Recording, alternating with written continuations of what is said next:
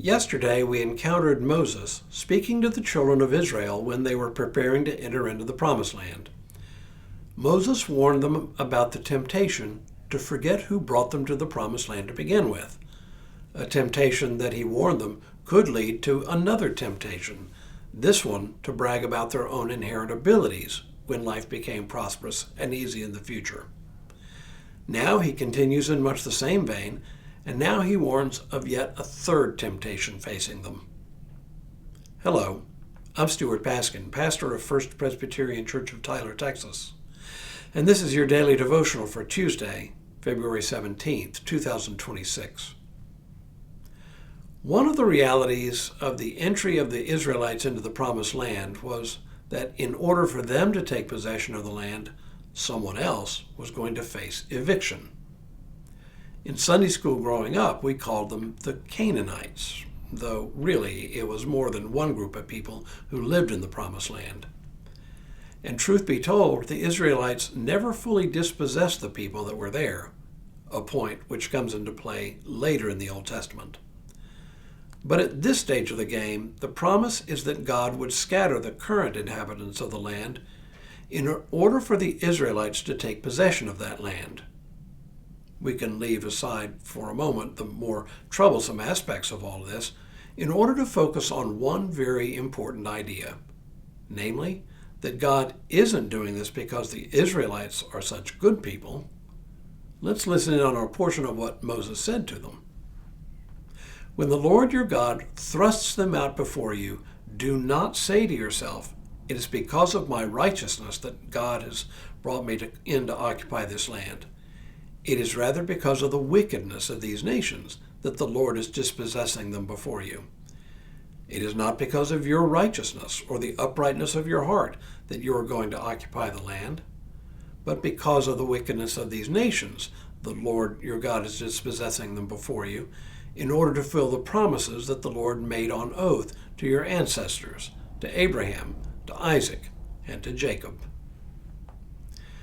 You know it's bad when the best that can be said about you is that you're not as bad as the other guy.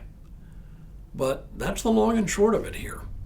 Israel is not receiving the land because they're so good, but only because the people that are there were even worse. You know, we like to think of ourselves as generally good people. We don't cheat on our taxes. At least most of us don't, or at least not much anyway. We try to help our neighbors when we can, though sometimes we get so immersed in our own affairs that we just forget to even check and see if our neighbor needs anything to begin with. In other words, we like to think we're good, but sometimes an honest assessment will catch us up short.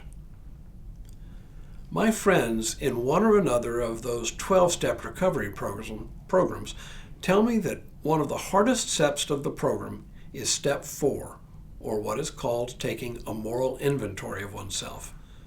To quote the step from AA, we made a searching and fearless moral inventory of ourselves.